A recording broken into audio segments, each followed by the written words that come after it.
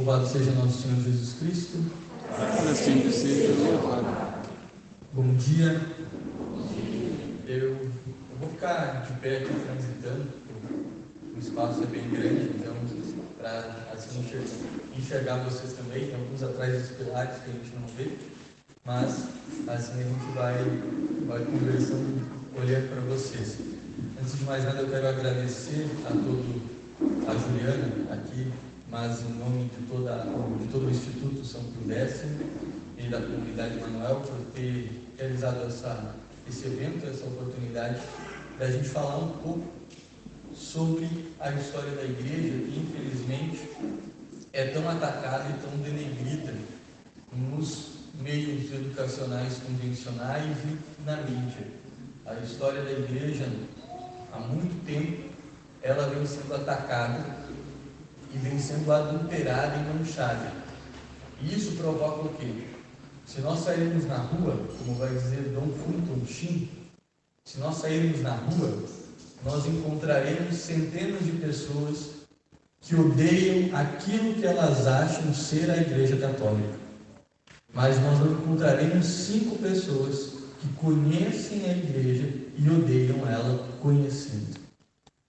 Então, muitas pessoas hoje detestam o catolicismo, detestam a Igreja Católica, porque a Igreja que foi apresentada a elas realmente é detestável. Ninguém iria gostar.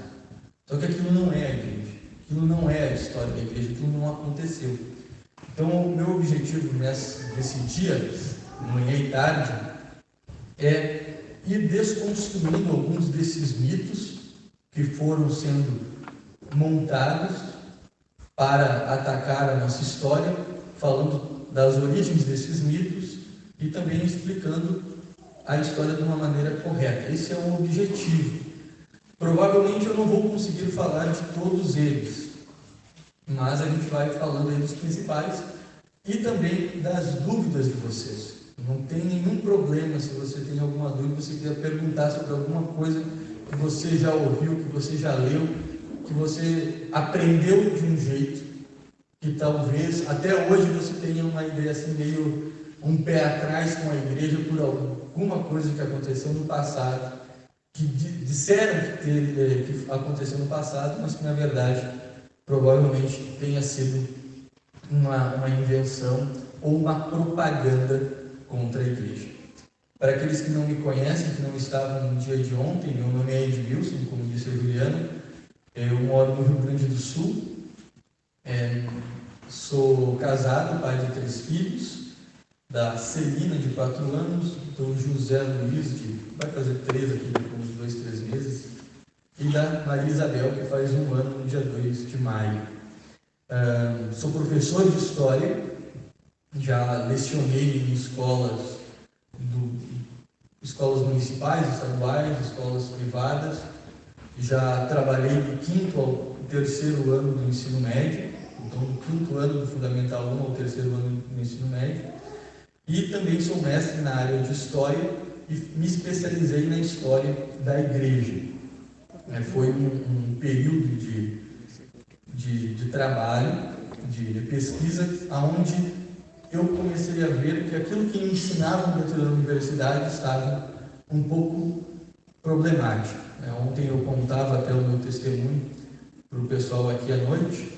Eu, em 2013, tinha posições ideológicas e políticas e históricas, como vocês devem imaginar de qualquer aluno de história de uma universidade.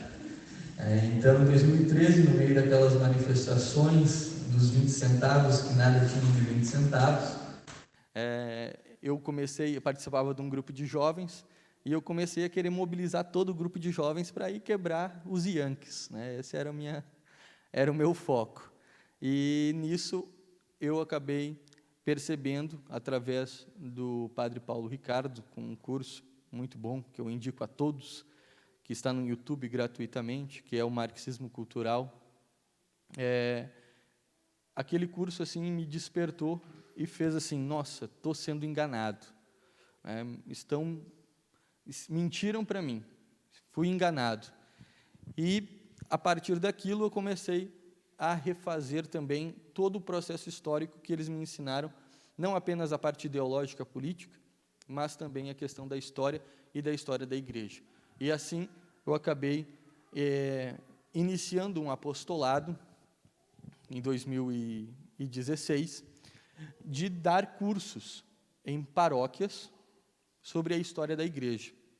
Comecei lá na minha cidade de Portão, e a partir dali eu fui para outros lugares, para outras cidades, e cheguei também a dar cursos para catequistas de algumas dioceses. E sempre quando eu ia nesses cursos, eu encontrava mães que diziam o seguinte: nossa, se eu tivesse aprendido isso há 10 anos atrás, talvez meu filho hoje não seria ateu.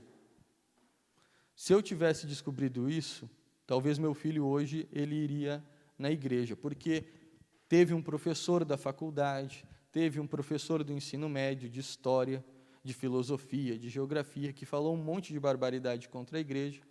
Eu não sabia responder e ele acabou acreditando e ficou.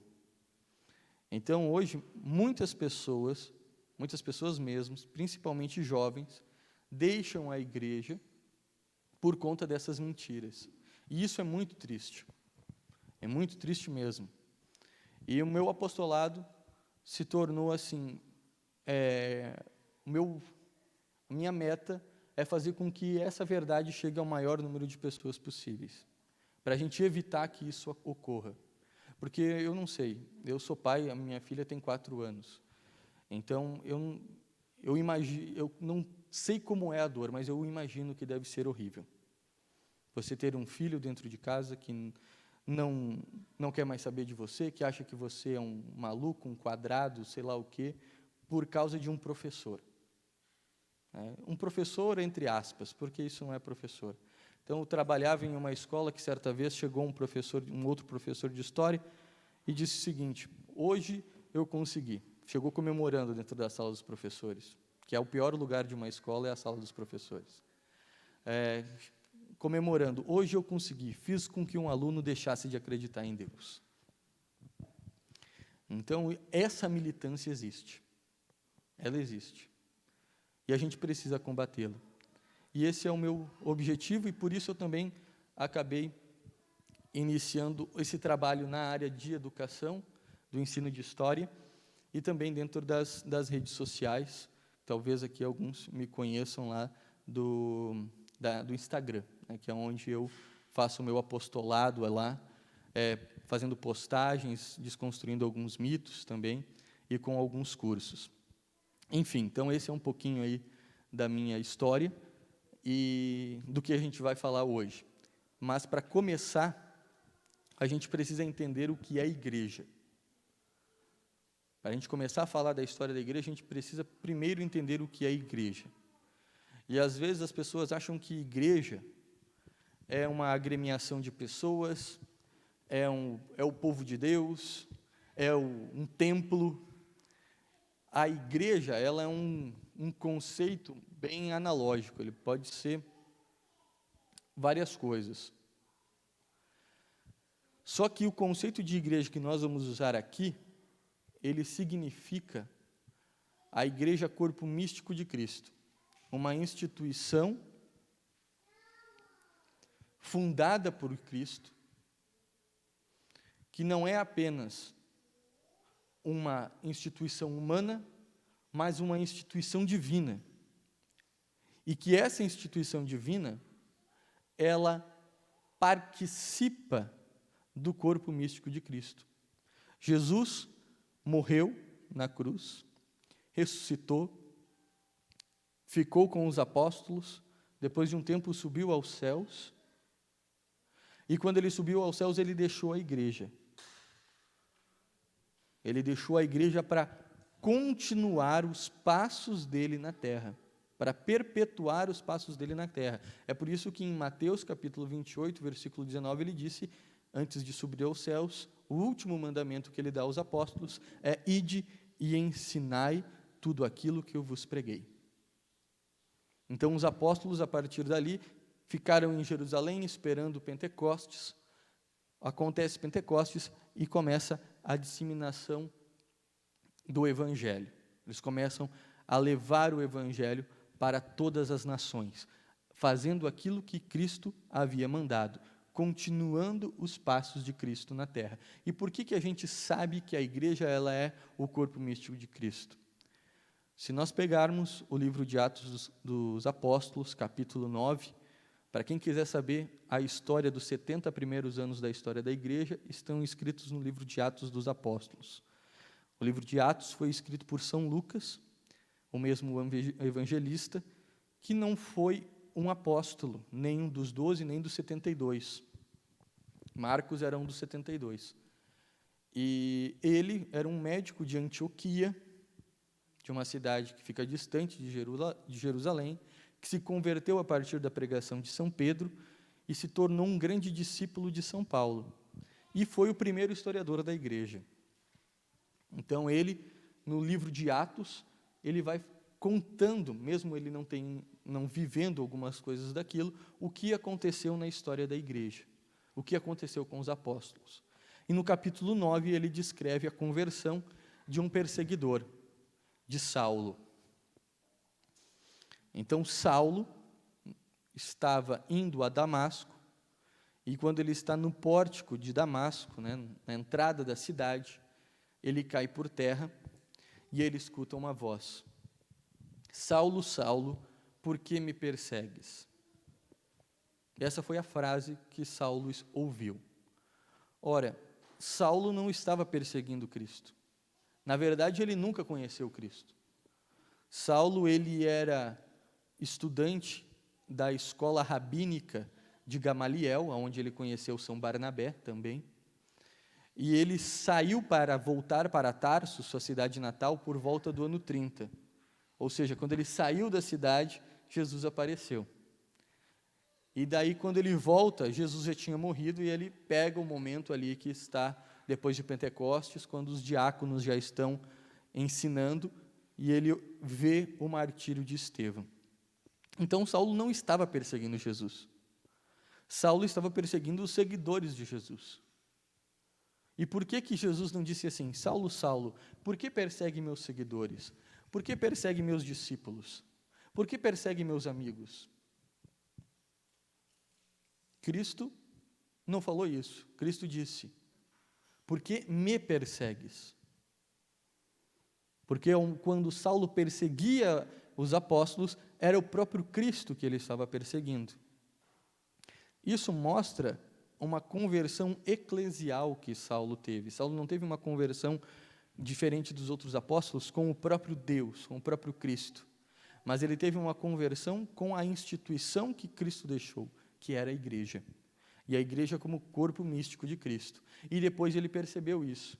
Ao longo da sua conversão, ele descobriu que não é mais ele que vive, mas é o próprio Cristo que vive nele. Né? Então, os santos, eles fazem isso. Não são mais eles, mas é o próprio Cristo que vive neles. A vontade que eles têm não é mais a vontade deles, é a vontade de Deus.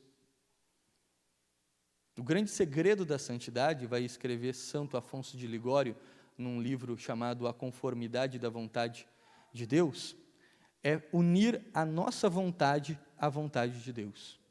É nós nos conformarmos com tudo o que acontece diante da providência divina. Como Jó. Esse é o segredo da santidade. Quer amar a Deus? É você sempre agradecer tudo o que acontece na sua vida, não importa o que aconteça, seja bom ou mal, tudo acontece para o bem daqueles que amam a Deus. Então Saulo percebeu isso. E a partir disso, a igreja, o conceito de igreja que a gente aplica aqui, é um conceito que significa a igreja como corpo místico de Cristo. Por conta disso, a igreja ela é santa. Por conta disso, a igreja ela não peca. A igreja não é santa e pecadora, a igreja é santa.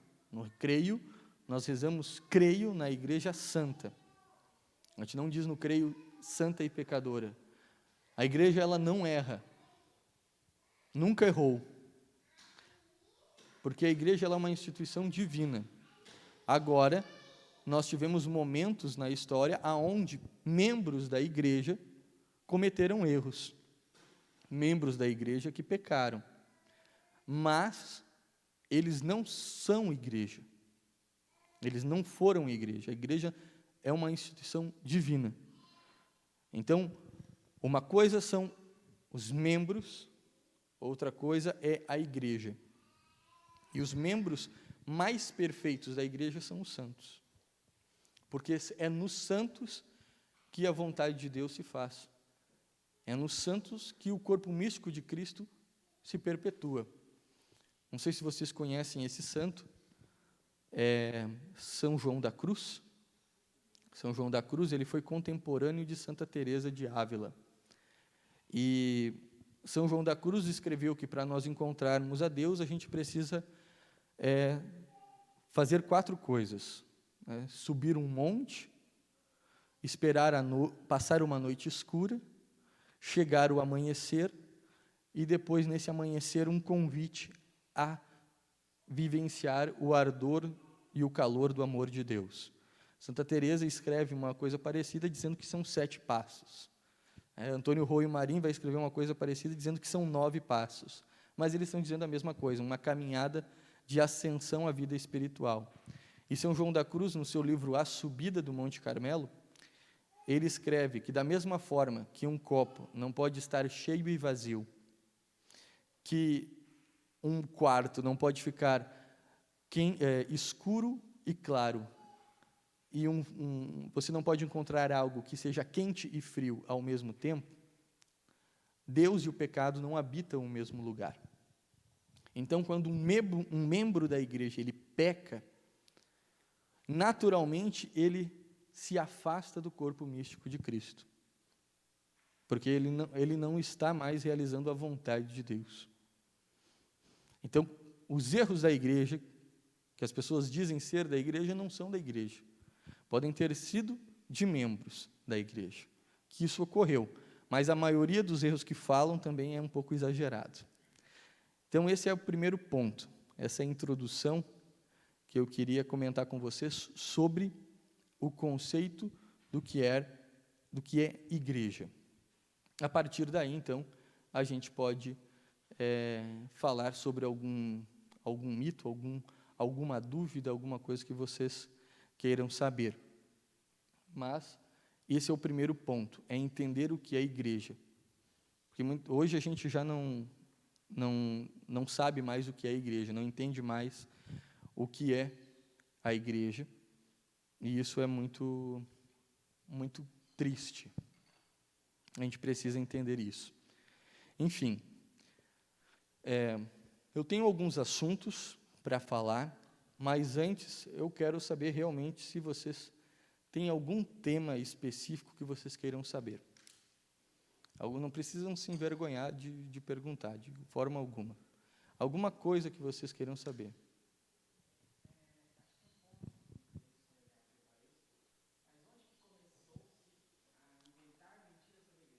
Perfeito.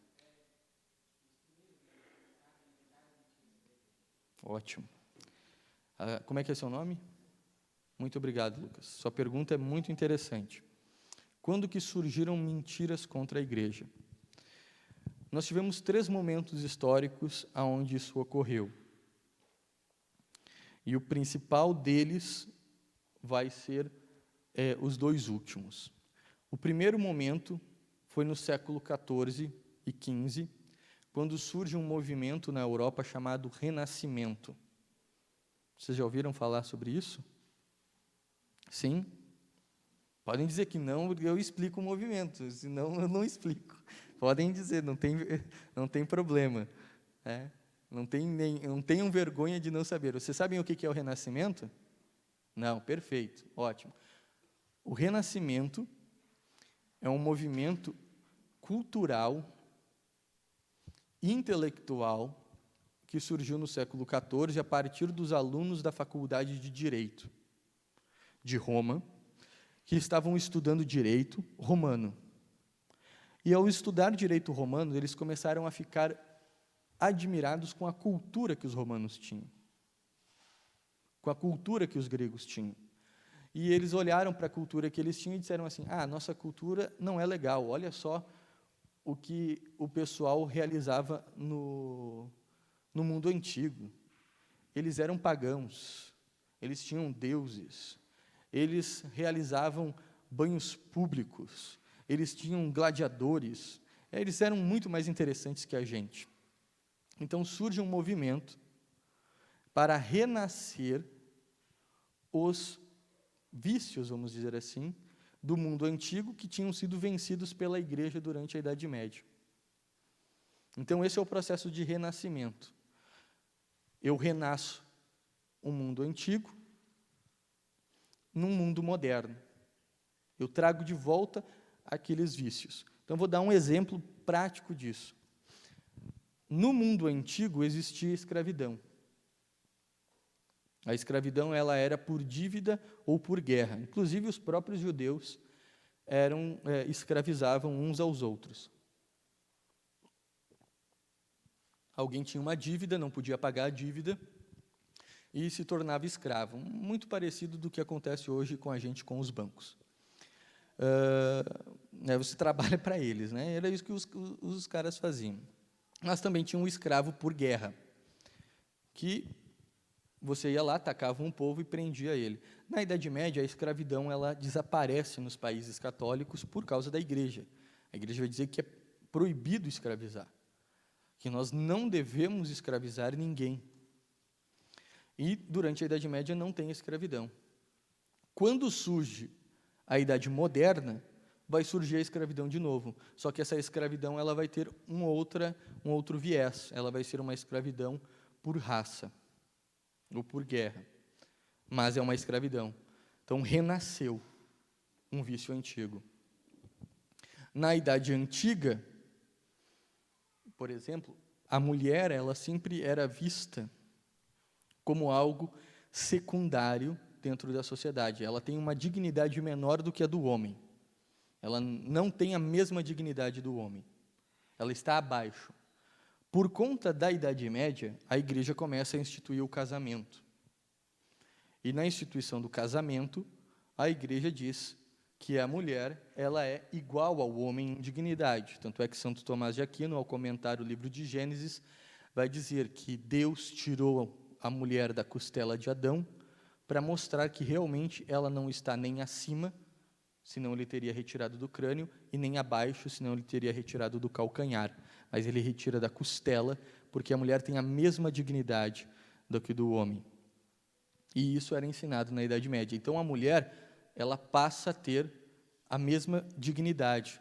E você não vai encontrar um período da história onde nós tivemos a participação pública de tantas mulheres.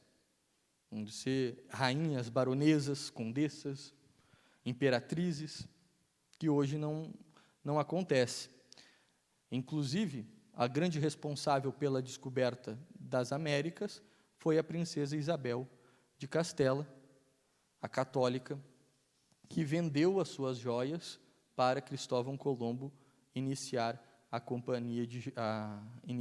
o movimento das caravelas. Enfim, isso é na Idade Média. Na Idade Moderna, a mulher volta a ser considerada como uma dignidade menor.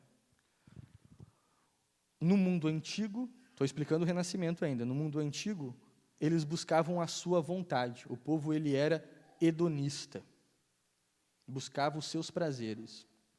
Na Idade Média, o povo vai se tornar teocêntrico, vai colocar Deus no centro da vida deles. No Renascimento, eles vão passar a ser antropocêntricos. A pessoa o homem volta a ser o centro da humanidade, o centro das coisas. Isso é de uma decadência sem tamanho, principalmente para nós católicos. Então o Renascimento foi esse processo. E nesse desenvolvimento do Renascimento, eles começaram a falar que a Idade Média, por exemplo, era ruim, era a idade das trevas, era uma idade onde que a igreja controlava tudo, que o bom mesmo era a idade antiga, que era a idade clássica, o clássico. Veja, você dizer idade velha é feio, mas você dizer idade clássica é outra coisa. Você tem um móvel velho na sua casa, você não chama ele de velho, você diz que ele é clássico, É diferente.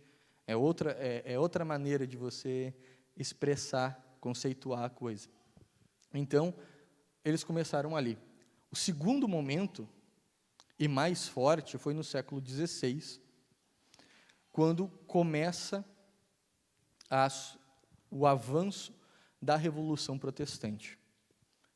Em 1517, Lutero, então, ele prega as teses dele na Catedral de Wittenberg, e a partir dali, então, ele começa a sua revolução. E a revolução, ela não ocorreu de uma maneira branda. As pessoas acham assim que a Revolução Protestante foi uma coisa assim muito romântica, muito assim uma coisa assim, um jardim de flores belas, uma coisa linda que aconteceu. Então eles saíram todos abraçados, correndo nos jardins, felizes, livres da igreja opressora e perseguidora, né? Não foi assim. A Revolução Protestante, ela gerou inúmeras guerras. Por quê? Porque os reis já não queriam obedecer o Papa há um bom tempo. E daí apareceu um maluco dizendo que eu podia ser cristão sem obedecer o Papa. Perfeito. Quem é o Papa? Eu mesmo, como vai dizer Henrique VIII, rei da Inglaterra. Eu sou o Papa. Eu mando aqui. E então a Revolução Protestante gerou um monte de guerras. Você termina a Revolução Protestante e começa a Guerra dos 30 anos, que vai ocorrer na região dos Países Baixos. Nessa região aí, onde vai ter os calvinistas da Suécia, da Bélgica, os luteranos do norte da Alemanha, e os anglicanos vindo da Inglaterra, e os católicos, tudo naquela região, eles vão entrar em guerra. E para convencer os católicos, os protestantes começaram a iniciar um monte de histórias e de mentiras que ocorriam na Espanha e em Portugal, que eram países católicos. Então eles diziam assim, lá na Espanha está tendo a Inquisição e as pessoas estão sendo torturadas. Só que não acontecia isso, eles só estavam falando isso para que os católicos se convencessem de que eles estavam certos. E inicia um número de propaganda anticatólica muito grande na região onde hoje é a Holanda, é a Dinamarca, o norte da Europa, ali nos países nórdicos, a Suécia, a Finlândia, enfim, naquela região. E então, esse foi o segundo momento, um dos momentos mais fortes de inúmeras propagandas anticatólicas, principalmente contra a Inquisição. A Inquisição foi uma das instituições mais atacadas pelos protestantes. Então, eles tentavam vincular que a Inquisição foi criada para perseguir eles. Uma grande mentira. A Inquisição surge no século XII, eles surgem no século XVI. Não fazem nem sentido. E o terceiro momento foi quando ocorre a Revolução Francesa. Antes da Revolução Francesa, tem um movimento que são os iluministas. Os iluministas, eles se consideravam superiores a qualquer pessoa na história. Eles se achavam os caras mais os maiorais, os mais inteligentes, os mais sábios. Ninguém foi tão inteligente quanto eles. E os iluministas, eles tinham a ideia, o próprio nome dizia, né, que eles eram os Illuminatis, eles eram os iluminados. Nós fomos iluminados pela razão. Nós fomos iluminados com a verdade. E eles iniciam todo um processo ideológico, porque eles achavam que o mundo seria perfeito se destruísse duas instituições, a igreja e a monarquia. Se nós destruirmos a igreja e a monarquia, o mundo vai ser perfeito.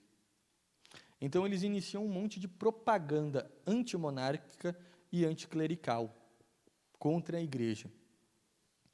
E o pior deles vai ser Voltaire e Diderot, dois franceses. Abrindo um parênteses aqui, Voltaire, que era amigo de John Locke, da Inglaterra, e John Locke era maçom. Então, Voltaire também era maçom. Ele foi para a Inglaterra e conheceu a maçonaria lá, E depois que ele volta para a França, ele cria o iluminismo.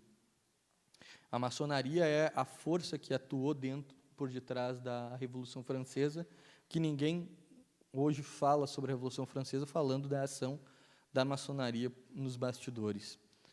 Porque nenhuma revolução ela ocorre pelo povo.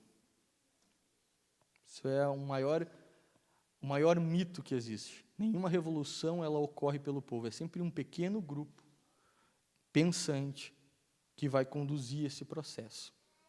Então, na Revolução Francesa não foi o povo, foi esse pessoal que ficou pensando, os iluministas, os maçons que influenciaram. E Diderot e Voltaire, eles escrevem enciclopédias. As enciclopédias, elas surgem daí. As Barças, elas surgem da França, da Revolução Francesa. E qual era a ideia deles a partir disso? Reescrever a história. Então, na enciclopédia de história, Voltaire e Diderot, eles reescrevem a história. E ao reescrever a história, eles nomeiam também os períodos históricos. Então, o período da Idade Antiga, do mundo greco-romano, do mundo pagão, antes de surgir a Igreja Católica, esse é o mundo clássico. Quando surge a Igreja, quando inicia a Idade Média, esse é o período da Idade Média. O que é média? Uma nota na média é boa? Hã? Não. Então, é uma idade assim, mediana, uma idade medíocre. É uma idade mais ou menos, que a gente deve esquecer. São 1000 anos que a gente deve esquecer, que foram a Dark Age, a Idade das Trevas. Então, a gente precisa... São os iluministas. E o meu tempo é o tempo moderno. É o tempo dos renascentistas. É onde renasceu. Então, esses foram os 3 grandes momentos das mentiras contra a Igreja. Primeiro, retomando, no Renascimento, no século XIV. Depois, na Revolução Protestante, no século XVI. E no século XVIII, com os iluministas. E muitos que abordam a história, hoje a história da Idade Média, que ela é escrita nos livros didáticos, na história, ela é muito dos franceses. Os franceses dominaram o tema da Idade Média. Então, historiadores como Marc Bloch, Jacques Le Goff, quem mais? Me fugiu aqui os outros nomes, mas os franceses em si, eles acabaram tendo sempre essa visão anticlerical, de que a Igreja foi ruim, de que a Igreja foi opressora, de que a Igreja foi má. E isso acabou ficando nas referências, nas visões históricas. Por mais que alguns historiadores eles tentam dizer que não foi tão ruim assim, como os iluministas diziam, bom, não é tão perversa desse jeito. Eles são um pouco mais honestos, mas ainda assim a visão anticlerical ela persiste. Os iluministas conseguiram deixar isso, que a Igreja ela tem que estar afastada da sociedade, né? Porque a Igreja só gerou guerras. E, enfim, daí aí se constrói um monte de história em cima disso. Mas esses foram os 3 principais momentos. Então, hoje, muitos livros que falam sobre a história da Igreja, ou eles têm um viés iluminista, anticlerical, ou as fontes que ele usa são fontes protestantes, não são as fontes primárias. E fora isso, nós tivemos também, mas aí eles só expandiram isso, que foi o movimento comunista. Né? O movimento comunista ele não construiu mentiras, mas ele expandiu essas mentiras por causa do ateísmo que eles defendem.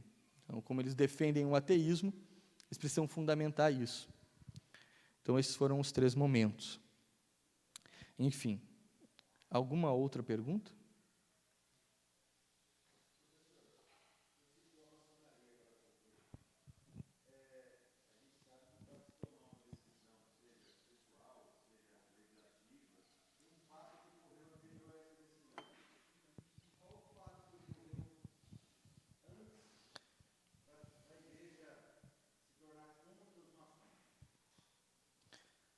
Então, a maçonaria, ela surge no século XIV, junto com os renascentistas. A segunda geração dos renascentistas foram o primeiro movimento maçom. Você pode encontrar isso no livro A Conjuntura Anticristã, do Monsenhor de Laus, é o nome do livro. E a maçonaria, ela surge como ela é um grupo secreto. E grupos secretos são difíceis de saber a história. Se sabe isso por conta de que foi a primeira vez que um grupo chamado Academia, um grupo de renascentistas chamado Academia, tentou matar um papa. E a polícia romana descobriu e prendeu o grupo. E eles diziam fazer parte de um grupo secreto. Então, esse aí foi a primeira história. Então, provavelmente, a maçonaria ela já existia, deve ter surgido por aí, no século XV, no século XIV, com essa intenção de destruir a igreja. Ela ganha muita força depois da Revolução Industrial, mas ela já existia antes também. Mas depois da Revolução Industrial, na Inglaterra, é que vai surgir a primeira casa maçônica. E a maçonaria inglesa vai ser uma coisa, a maçonaria francesa é outra. E eles vão movimentar toda a Revolução Francesa. A Revolução Francesa foi uma revolução anticlerical, para destruir a igreja, para destruir a França, destruindo a monarquia e a igreja. Tanto é que o lema da Revolução Francesa era liberdade, fraternidade, igualdade, liberdade, fraternidade, e daí muitas pessoas não continuam a frase, ou a morte. Ou seja, ou você aceita a minha igualdade, a minha liberdade, a minha fraternidade, ou você morre. É no século XV, teria que ver ali, agora não me recordo. E a maçonaria, esse era o lema assim, mais conhecido, né? Depois, o lema verdadeiro que eles diziam era que nós precisamos matar o último rei nas tripas do último padre. Né? Enforcar o último padre nas tripas do último rei. Então, eles vão guilhotinar carmelos inteiros, né? Ordens religiosas inteiras, vão fazer o primeiro genocídio da história. O primeiro genocídio da história foi o genocídio do povo da Vendéia, que vivia na França, que era uma comunidade católica, onde os revolucionários franceses mataram 200 mil católicos. O primeiro genocídio moderno foi na Revolução Francesa. Então, ali foi o estopim assim, daquilo que a Revolução fez. E depois da Revolução, as coisas, outra coisa que eles fizeram foi interferir diretamente na igreja. Eles começaram, por exemplo, eles escreveram uma lei que era proibido rezar o Pai Nosso corretamente. Então, você não podia dizer assim, Pai Nosso que estais nos céus, santificado seja o vosso reino. Não, reino é ruim, é monárquico, é república. Então, Pai Nosso que estais no céu, santificado seja a vossa república. Eles escreveram um código de direito civil para os padres, proibindo os padres de andarem de batina, de realizarem missas, proibindo os padres de confessar, fazer os sacramentos, de andar publicamente. Se os padres quisessem viver, ou eles se escondiam e viviam como leigos, não, vestidos como leigos, ou eles morriam, ou se queriam viver, eles adeririam às regras que o império, que o governo republicano ditatorial francês estava determinando. Então, cerca de 70% do clero fica do lado do povo francês, do governo francês. Mas um grupo não fica. Inclusive, não sei se vocês já olharam aquele filme Diário das Carmelitas. Nunca olharam? Então, aí um bom filme para o final de domingo. Diários das Carmelitas, que conta a história do Carmelo francês de Paris, onde elas vão ser todas guilhotinadas. E daí, quando os católicos estavam sendo levados para a guilhotina, eles tinham todo um código onde um padre ficava em alguma janela para dar a extrema unção à distância, né, escondido para não ser visto. No filme, um filme é muito legal, mostra bem assim.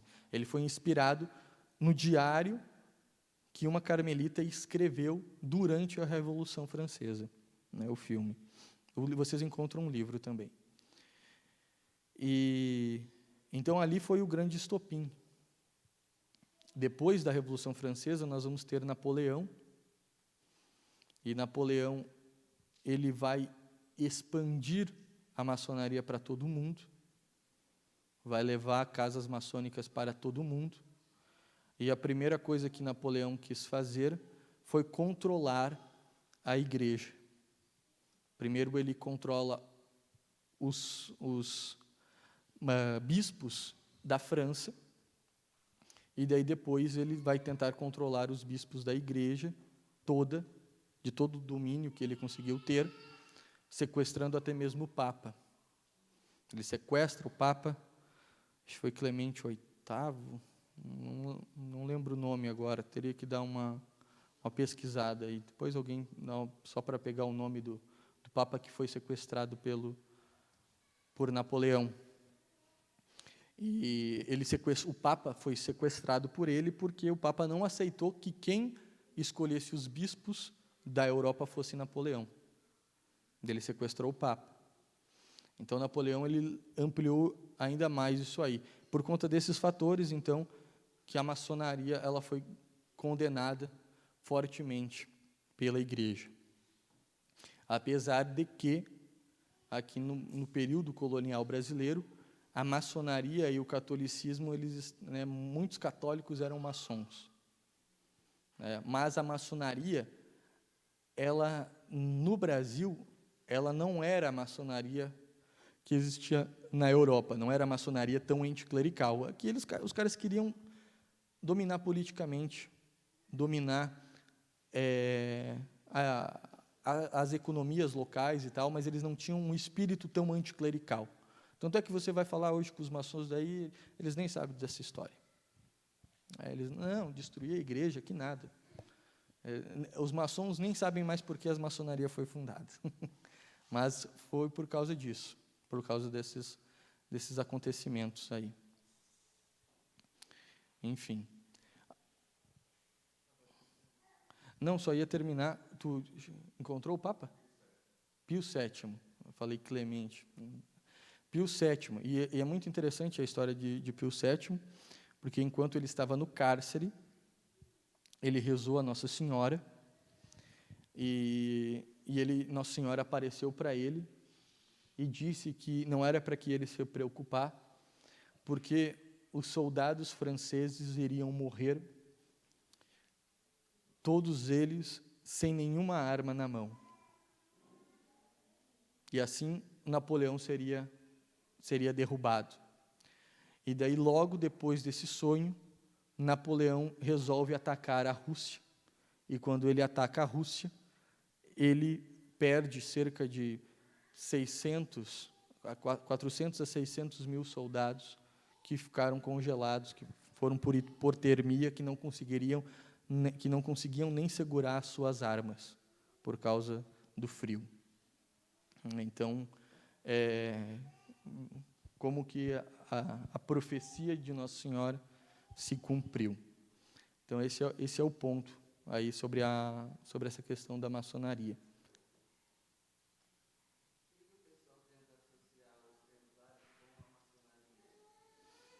Ótima pergunta. Então, por que os nomes... Ele perguntou por que as pessoas tentam associar os templários com a maçonaria. É porque os maçons franceses, Eles não podiam chegar na França e dizer o seguinte: olha, nós somos um grupo de banqueiros que queremos o domínio econômico do seu país e queremos dominar todas as instituições, destruir a monarquia, mandar no governo, instituir uma república e dominá-los. Eles não podiam chegar e falar isso. Então, eles chegaram e contaram uma história dizendo que eles eram arquitetos, que eles tinham saído da Idade Média, que eles eram um grupo de uma guilda de arquitetos, que tinha, né, uma lei lá, não sei das quantas, e que eles até mesmo tinham ligações com os templários, porque os franceses, a graduação, os nomes, grão-mestre, eram os templários que usavam esse nome. Eles pegam o nome, os títulos, os anéis, os símbolos, eles pegaram da igreja, é o triângulo. O triângulo não é um símbolo maçônico, é um símbolo da igreja que representa a Santíssima Trindade, mas eles pegaram aquele símbolo e ressignificaram ele. Então, por isso que fazem essa associação. Mas os templários não tem nada a ver com maçonaria, nada a ver. Aí também, porque os maçons são ricos, então os templários teriam ficado com o ouro de Salomão, que eles teriam encontrado embaixo do templo e tal. Isso aí é tudo mito. A Bárbara Frale, uma historiadora medievalista,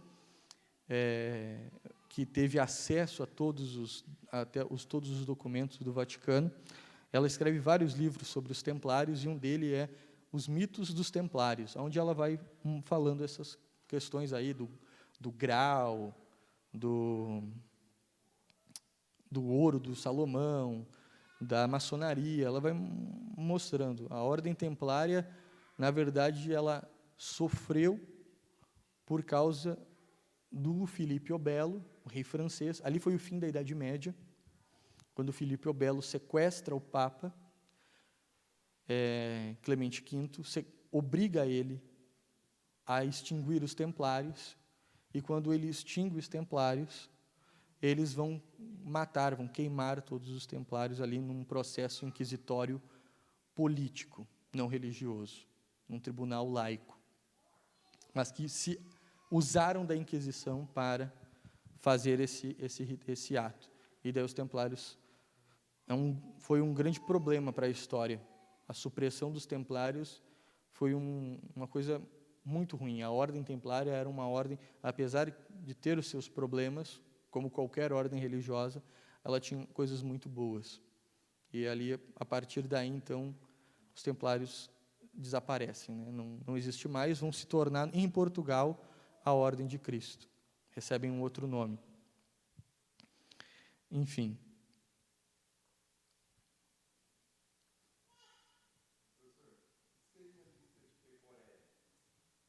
Boa pergunta, essa eu não vou saber responder.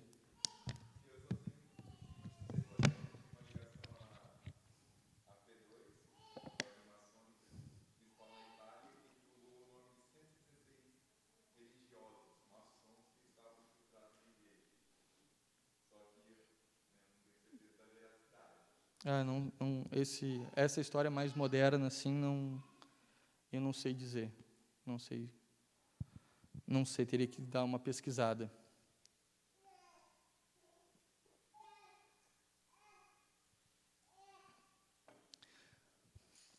Tem mais alguma dúvida, alguma pergunta? Eu posso...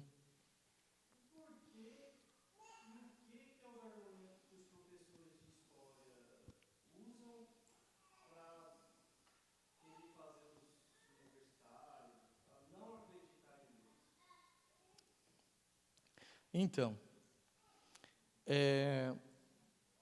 a maioria dos historiadores, principalmente no Brasil, sofre uma influência muito grande da escola marxista. Né, tem várias escolas historiográficas. Né? A historiografia seria um método de contar a história, vamos dizer assim.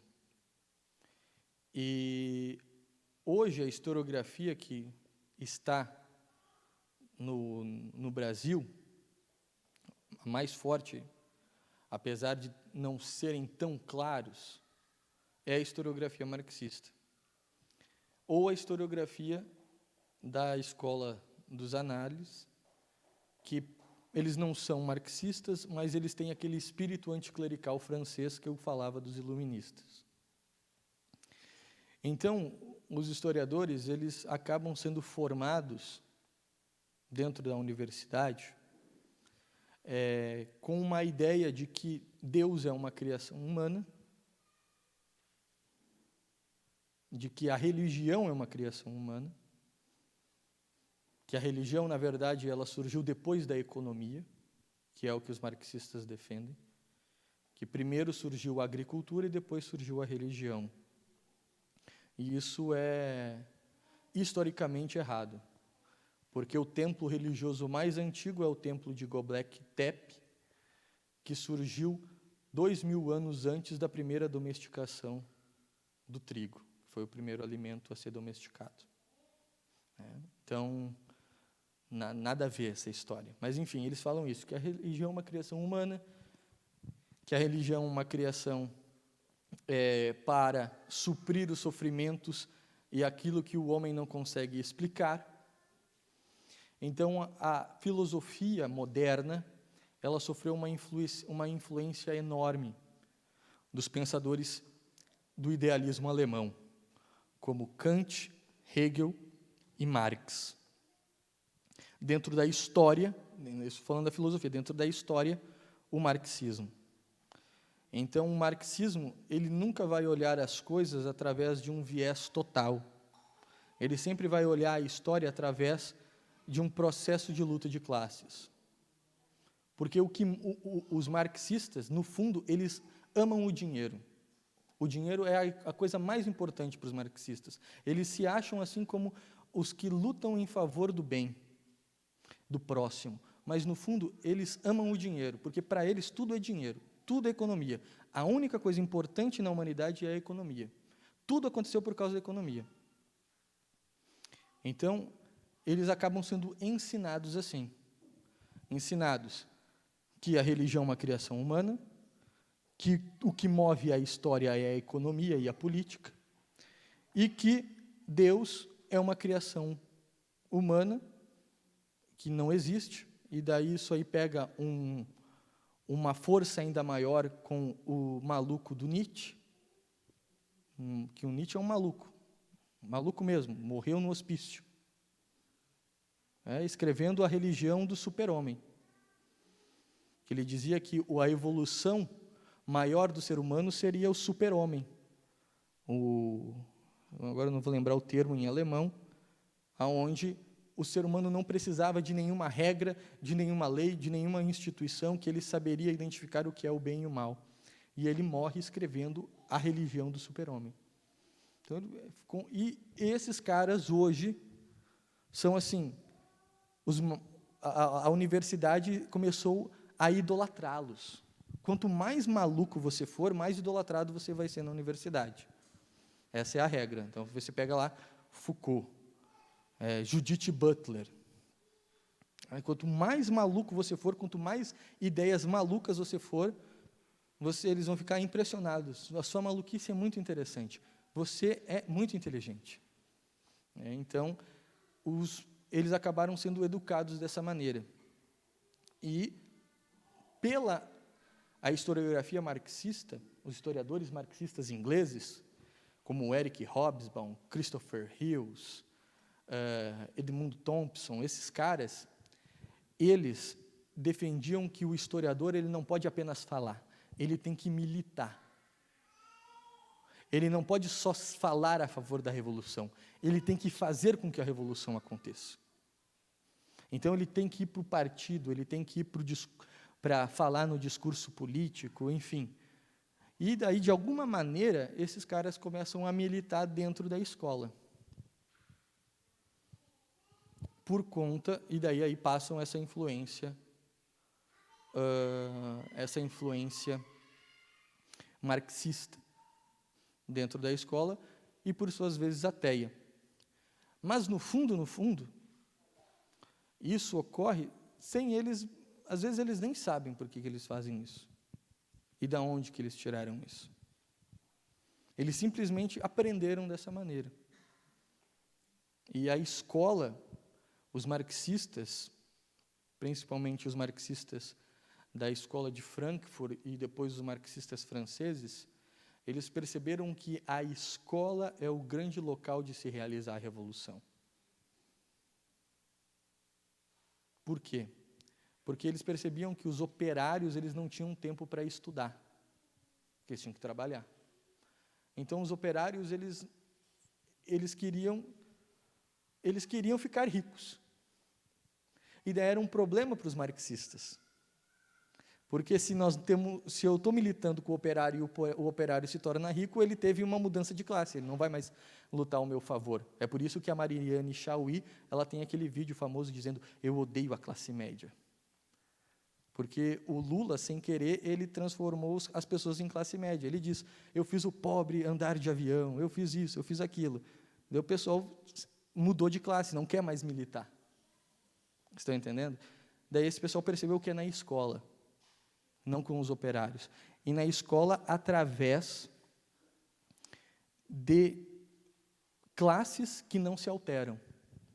Então, eu vou pegar o negro para militar, porque o negro pode ser rico e pobre, ele nunca vai deixar de ser negro. Eu vou pegar o gay. Eu vou pegar a mulher. Está entendendo? Daí eles foram para a escola. Isso começou com Louis Althusser, na França. O processo é longo, mas eu estou resumindo aqui, né? E eles começaram a perceber que é na escola que se faz as coisas. E eles começaram a atingir as escolas. Tanto é que em maio de 68, na França, que aconteceu uma grande revolução, uma mudança política na França, digamos assim, o fim da França começou com o cheque na Revolução Francesa. E o checkmate foi em maio de 68. Aí a França se perdeu, vai virar tudo muçulmano depois de maio de 68. Isso é uma revolução cultural maluca na França. Os franceses já não sabem o que é ser francês. Então, por conta dessas essas ações, eles acabam militando, né? Acabam fazendo essa militância política, ideológica e religiosa.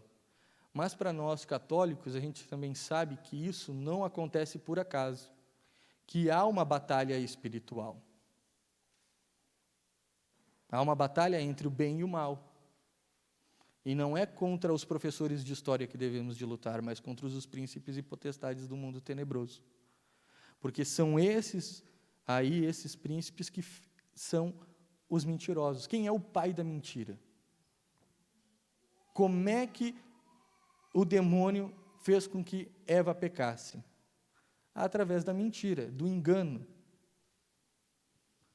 Então, a mentira, ela sempre foi construída com esse objetivo de destruir a verdade. Só que é impossível destruir a verdade.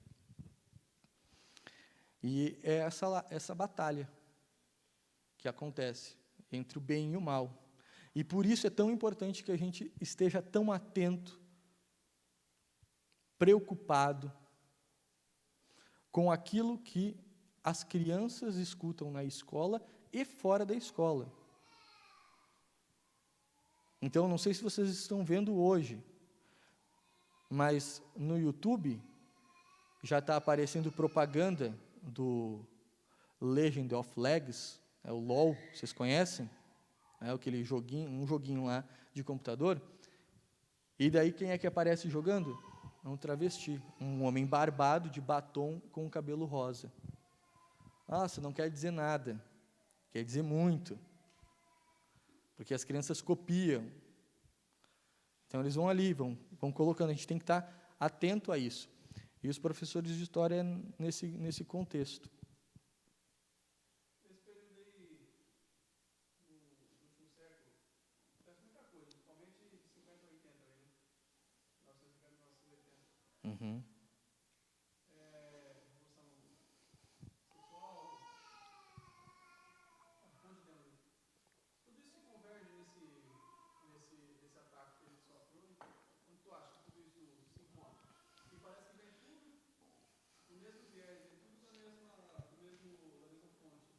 Sim, vem, exatamente. Olha só como você conseguiu. Exatamente, você está certo. E quem disse isso não foi o Edmilson, foi o Papa Leão XIII, na encíclica Immortale Dei. Nessa encíclica, o Papa disse que ocorreram 3 grandes revoluções no mundo, que causaram um impacto social, e que uma é consequência da outra. A primeira grande revolução foi a Revolução Protestante. A Revolução Protestante, ela mudou a maneira que as pessoas podiam viver a religião. A religião não é mais para Deus, a religião é para mim. Por isso que as religiões protestantes, elas dão tanta bola para o sentimento, porque elas são antropocêntricas. Lutero disse: eu me converto com a minha fé. Eu sou justificado pela fé, pela minha fé. A força que me converte é a minha fé, não é a graça. É quase um pelagiano. Eu consigo me converter por mim mesmo. Só que a gente sabe que não consegue se converter. Por isso que os protestantes não acreditam na santidade. Porque nós conseguimos crer em Deus. Mas mudar de vida, como Santa Teresa, como São José Cupertino, como São Boaventura, como São Maximiliano Kolbe, isso não é uma virtude humana. Isso é uma virtude transcendente. É uma virtude espiritual, uma virtude infusa que Deus coloca em nós. Como um guri de 12 anos de idade, como São José Sanches, sendo deitado numa mesa, arrancando a pele do pé dele, cortando, escalpelando o pé dele, obrigando ele a caminhar num monte pedregoso, chegando até em cima da sua cova, dando uma facada e um tiro nele. Em todo esse momento, um menino de 12 anos, ele não reclama em nenhum momento. Todo o momento ele diz: viva a Cristo Rei e a Nossa Senhora de Guadalupe. Isso não tem fé humana que faça. Isso não é força humana. Isso é graça. E é por isso que os protestantes não acreditam na santidade, porque para eles isso é impossível. Porque Lutero disse que para se salvar basta ter fé. Por isso que eles não acreditam nos santos, na possibilidade de você não pecar mortalmente, de você não pecar venialmente. Esse foi o grande problema, da raiz do problema da espiritualidade de Lutero, é que ele nunca conseguiu vencer seus vícios. E daí quando ele encontra o Felipe de Melanchthon e lê a carta aos Romanos, ele sai com essa ideia maluca. E isso muda o mundo. Muda o mundo. Porque as pessoas vão começar a viver uma fé para si. Do protestantismo, sim, contemporâneo, já surge o calvinismo, já surge o anglicanismo, já tem o presbiterianismo. Então já começa uma disseminação, e essas fés protestantes, elas são fés que são antropocêntricas. E elas dizem o seguinte: não à igreja. Então Lutero pode tudo menos a igreja. Tudo que a igreja inventou, isso não pode. Que a igreja inventou entre aspas, né? Então ele diz que a igreja inventou. O que a igreja inventou mesmo foi a Bíblia, mas a Bíblia ele não negou. Mas enfim, quem formou o cânon foi a igreja. Ele pega tudo isso, nega a igreja, e foi o primeiro não. Não à igreja, e sim a Cristo. Foi a primeira grande mudança na sociedade. A partir dessa mudança, quando a igreja ela perdeu o seu poder nos países protestantes, começa a dar um monte de guerra. Olha só, as pessoas dizem que a igreja gerou as piores guerras no mundo. Ao contrário, quando surge a igreja, você para de ter tentativas de domínio mundial. Qual foi a primeira tentativa de domínio mundial? Os babilônicos. Depois os assírios. Depois os persas. Depois os gregos. Depois os romanos. Os romanos conseguem fazer um domínio mundial. Aparece a igreja. Isso desaparece. Surge a Revolução Protestante. Guerra dos 30 anos. Napoleão, tentativa de domínio mundial. Hitler, tentativa de domínio mundial. Comunismo, tentativa de domínio mundial. Os globalistas, tentativa de domínio mundial. Então, você retirou a igreja como uma instituição que conduzia os países e começou a dar problema. Mas ainda a igreja tinha poder nos países católicos. Portugal, França, enfim, Itália. Mas daí ocorre uma segunda revolução, que foi o segundo não, a ampliação do primeiro, que foi a Revolução Francesa. A Revolução Francesa, ela foi uma revolução anticlerical, ateia, laica.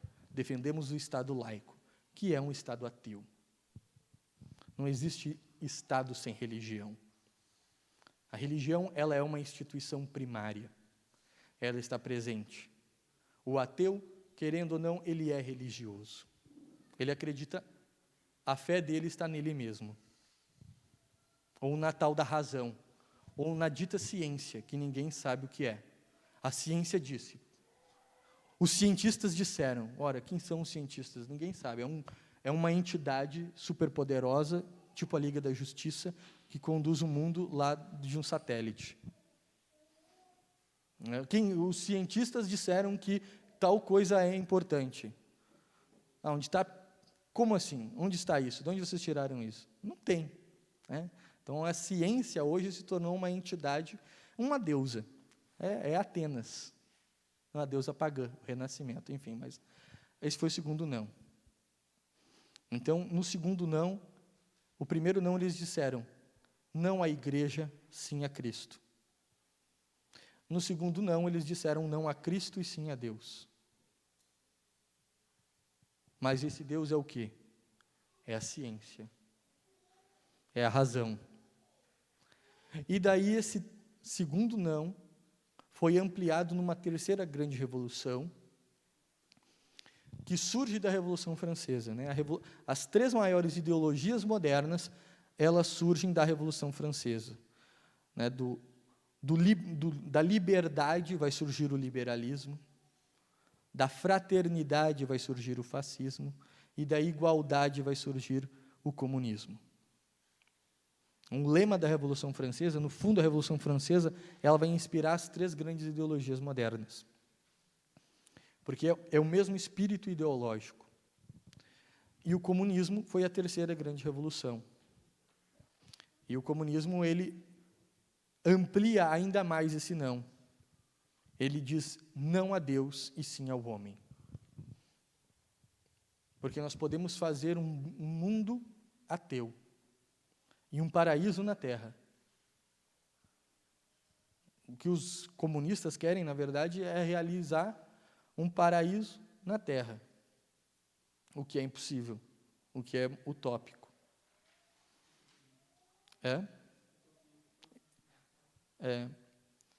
E daí o padre Leonardo Castellani,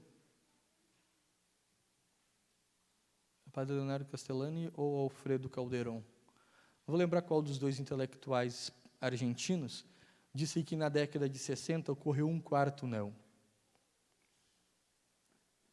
que foi o não ao próprio homem, aonde surge a cultura da morte, aonde surge o aborto, a eutanásia, a revolução sexual, o DIU. Então, tem toda a revolução sexual da década de 60, onde as pessoas mudam a sua mentalidade. Ter filhos se torna um peso, uma lamúria, um gasto, algo ruim, algo mal. Vem uma cultura, a cultura da morte. A família ela é opressora. Nós não podemos ter família. Então, todos esses nãos, eles querendo ou não, eles estão caminhando junto. Se você faz essa visão ampliada, você consegue entender a ligação deles. Mas muitos não conseguem perceber. No fundo, eles estão ligados. Foi uma ampliação. Então, lá na Revolução Protestante, iniciou a enorme caminhada da vaca para o brejo. E até hoje ela está caminhando.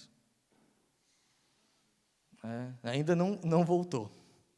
Um dia vai voltar, talvez. Não sabemos, mas provavelmente.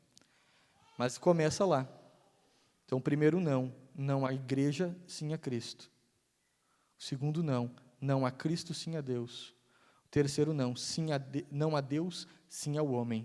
E o quarto não é aquilo que o demônio mais quer, não ao próprio homem. É a destruição do ser humano. É o fim da vida.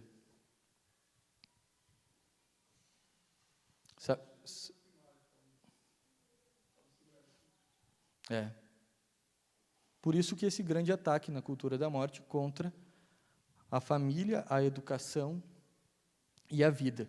Quem percebeu isso claramente foi São João Paulo II. São João Paulo II percebeu isso, quando ele escreve a encíclica Evangelii Vitae, em 1994.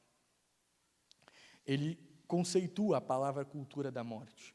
É ele que dá esse conceito, para falar de forças políticas, econômicas e culturais que tentam instaurar uma cultura de morte. Então, São João Paulo II conseguiu identificar, mas ninguém quis seguir São João Paulo II nisso.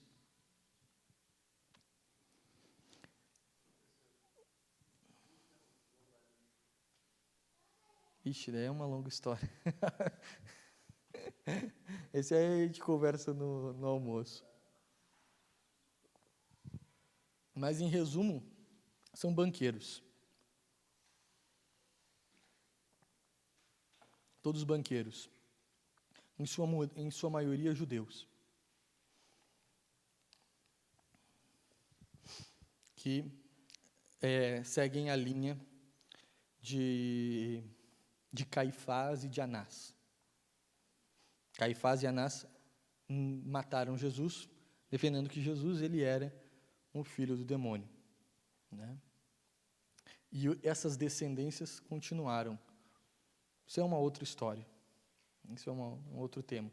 Vão ficar nos mitos da igreja, né? Mas, enfim, esses são os quatro nãos aí. Vocês estão entendendo? Eu estou fazendo dessa maneira assim mais, até falei para a Juliana, mais livre, porque assim a gente vai respondendo o que vocês têm de dúvida. Aquilo que eu souber responder, eu respondo. Aquilo que eu não souber, eu não respondo. Enfim. Tem mais alguma dúvida? Alguma coisa? Não?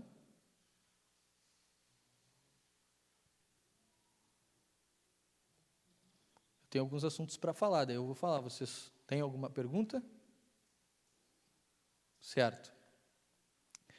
Uma das coisas que eu comentei, lá no início, de onde haviam surgido as mentiras, foi do ataque à instituição da igreja chamada Inquisição. Esses são uma das coisas que os protestantes, e o próprio pessoal ateu também, pega para atacar a igreja.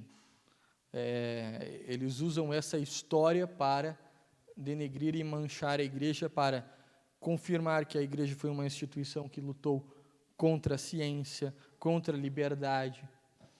Então a igreja era opressora, veja, ela criou a Inquisição. Só que a Inquisição, ela foi o tribunal mais justo que já existiu na história. Parece maluquice o que eu estou dizendo, mas é verdade. Não houve um tribunal mais justo do que o tribunal da Santa Inquisição. Por quê? Porque este tribunal, ele era conduzido por pessoas que, em sua grande maioria, os inquisidores, eram homens extremamente justos, porque eles eram membros da ordem dominicana, principalmente o período medieval do século XII, que é onde a Inquisição surge. Na Inquisição espanhola e na Inquisição renascentista, ou Inquisição romana, como alguns chamam, teve alguns problemas. Mas na Inquisição medieval, os inquisidores, eles eram homens muito justos, muito justos. A própria palavra juiz vem da palavra, vem do significado que é aquele que porta a virtude da justiça. Se fizesse isso hoje no Brasil, restaria aí uns 1% de juiz e olhe lá, né? Enfim, então é uma degradação moral enorme. Então, os tribunais modernos, eles foram muito piores do que o tribunal da Inquisição. E um exemplo prático disso, um exemplo que a gente consegue identificar bem, é observar o tribunal da Revolução Francesa, o tribunal jacobino.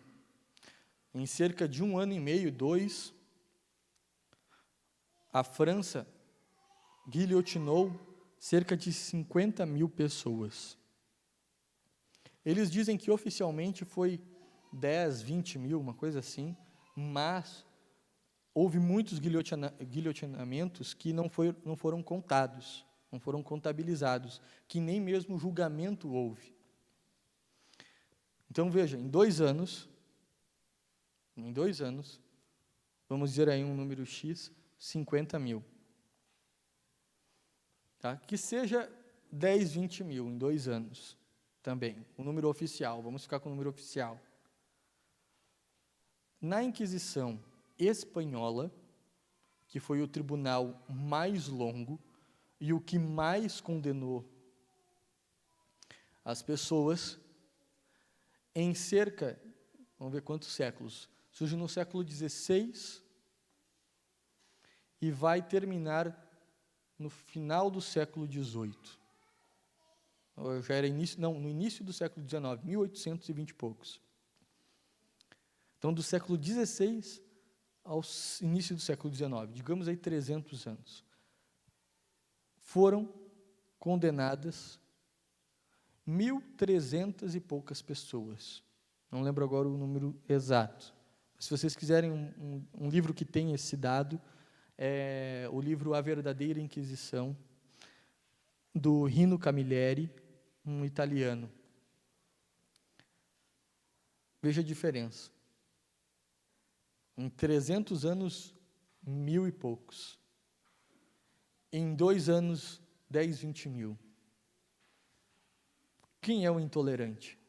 A igreja. Pô, como assim a igreja é o intolerante? A Revolução Francesa é a grande revolução da liberdade, dos direitos humanos. Graças à Revolução Francesa, tivemos direitos humanos. É o que eles contam na escola. Como assim? Que direito humano é esse? Que faz genocídio. Então, a Inquisição, ela sofreu uma deturpação gigantesca. E as pessoas não entendem o seu contexto histórico e como ela surgiu e o motivo que ela surgiu. Mas isso eu vou falar depois do intervalo.